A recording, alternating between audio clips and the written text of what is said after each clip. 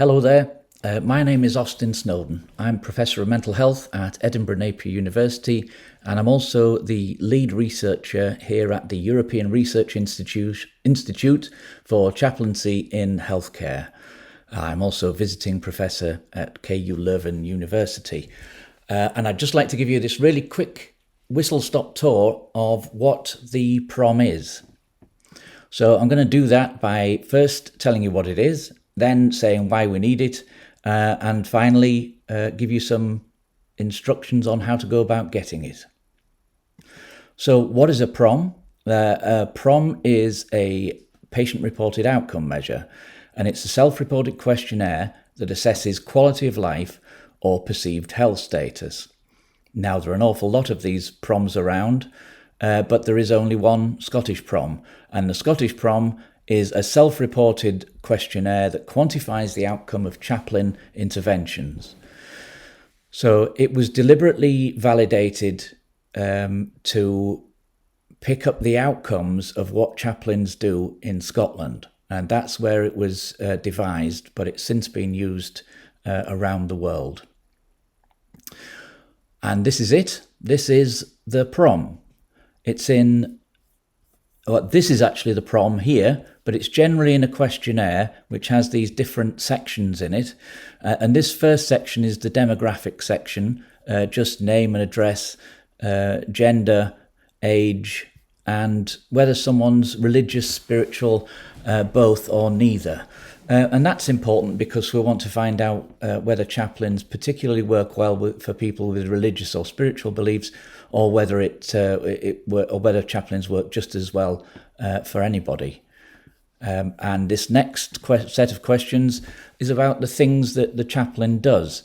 So during the meeting with the chaplain, I was listened to. I was able to talk about what was on my mind. My situation was understood. My faith beliefs were valued.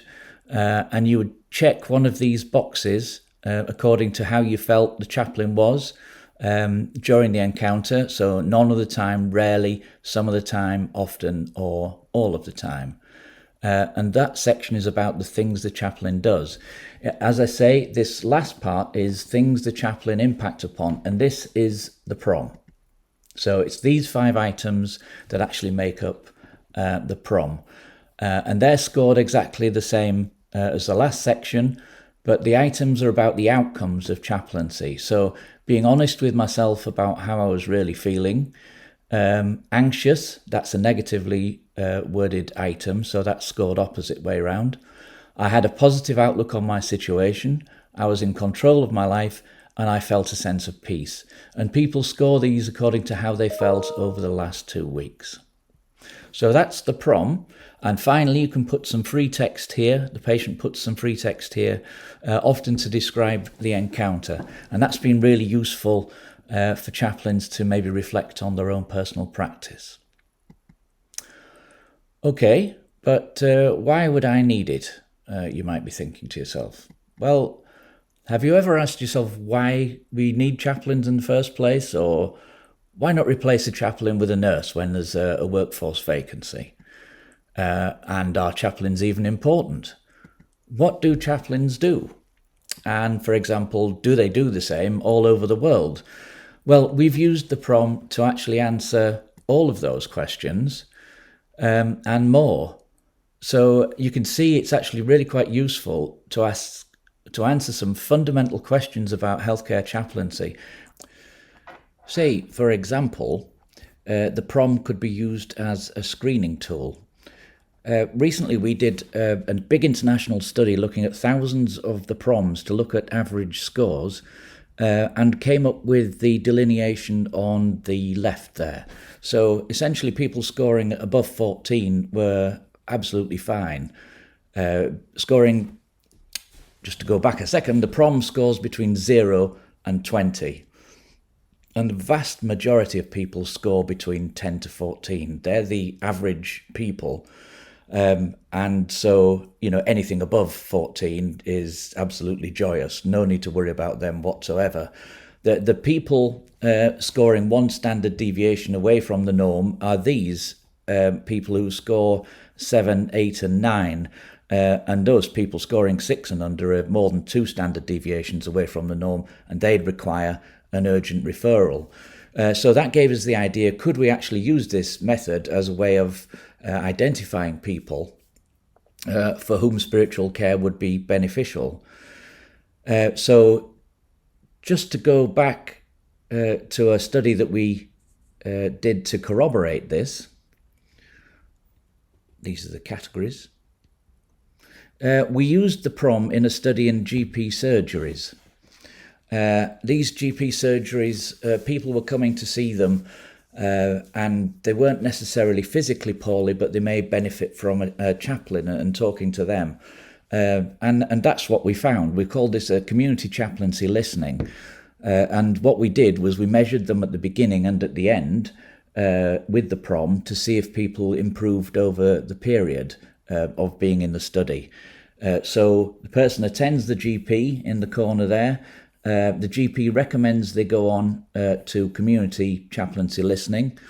The person then meets with the chaplain listens, the person continues to meet with the chaplain for as long as they need to, and then the person discharges themselves from the CCL service.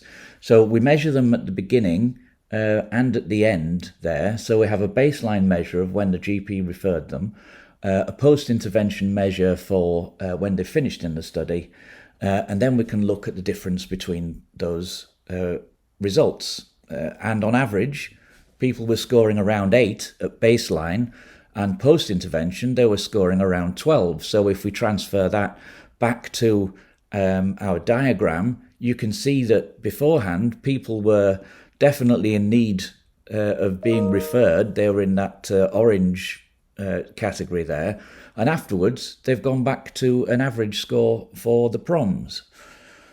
So what does that mean? Well, we know that chaplains have a place in primary care. That told us that, but it also said that GPs were very good at identifying people for whom chaplaincy would be beneficial. So to take that to the next stage, that made us think the PROM could be used as a screening tool.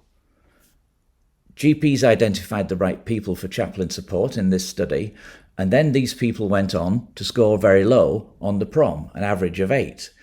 So that meant that GPs were referring the right people and that the PROM corroborated this, thus validating both the GP as an excellent referrer and the PROM as an excellent measure of spiritual need in these cases. So that led us to think that other professionals, not necessarily as spiritually astute as those GPs, but any health clinician admitting someone, say in hospital, could therefore use the PROM as a screening tool because it would identify those people scoring low on the measure. And those people are exactly the people that chaplains need to be seeing. So that's just one of the ways that we need to use the PROM in future and take it forward. So if you're interested in doing that, or in fact using the PROM to study anything related to chaplains at all and their impact, here are some contact details. So please do get in touch with us. Have a look at our website. I take it you're already there because you're looking at this video. If you're interested in getting some further information on the PROM, please do contact either Anne, the director, there she is, or myself. There I am, much younger. Okay, so thanks for listening. Bye-bye.